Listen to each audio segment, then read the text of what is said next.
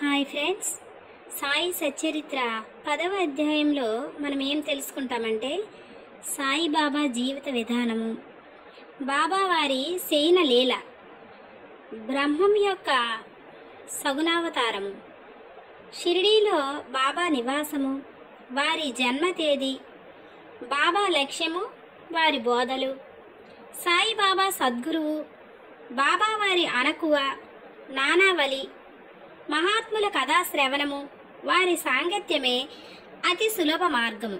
వీటి గురించి మనము 10వ అధ్యాయంలో తెలుసుకుంటాం. మనం ఎప్పుడూ కూడా బాబాను భక్తి ప్రేమలతో జ్ఞప్తిని ఎంచుకోవాలి.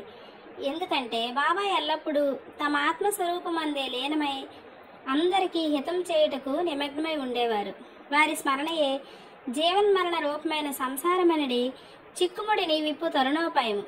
ఇది అన్నిటికంటే అత్యంత శ్రేష్టము, సులభతరమైన సాధనం.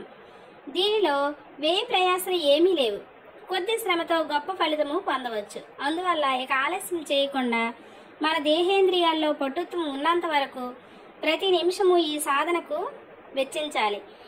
ఇతర దేవతలంతా ఉత్త భ్రమ, గురువు అక్కడే దేవుడు. సద్గురువు చరణములను నమ్మి కొలిచినచో వారు మన అదృష్టమును బాగు చేయగలరు. వారిని కొద్దిగా సేవించినచో సంసార బంధముల నుండి తప్పించుకోగలం. న్యాయ మీమాంసాది షడ్దర్శనములను చదవవలసిన పని లేదు. మన జీవితమనే వాడకు సద్గురుని సరంగగా చేసుకొనచో కష్టాలు చింతలతో కూడిన సంసారం అనే సాగరాన్ని సులభంగా దాటగలం. సముద్రాలు నదులు దాటేటప్పుడు మనం వాడ నడిపేవాని యందు నమ్మకం ఉంచినట్లు సంసారం అనే సాగరాన్ని దాటుటకు సద్గురువు అనే సరంగుపై పూర్తిగా నమ్మకం ఉంచాలి.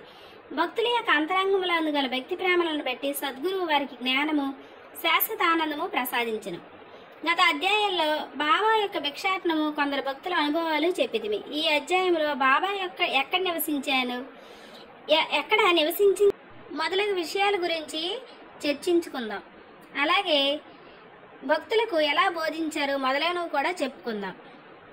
ఇలా మరిన్ని విషయాల కోసం, భక్తిపరమైన విషయాల కోసం నా ఛానల్ని సబ్స్క్రైబ్ చేసుకోండి. సబ్స్క్రైబ్ చేసుకొని చూడండి, వినండి. Thank you.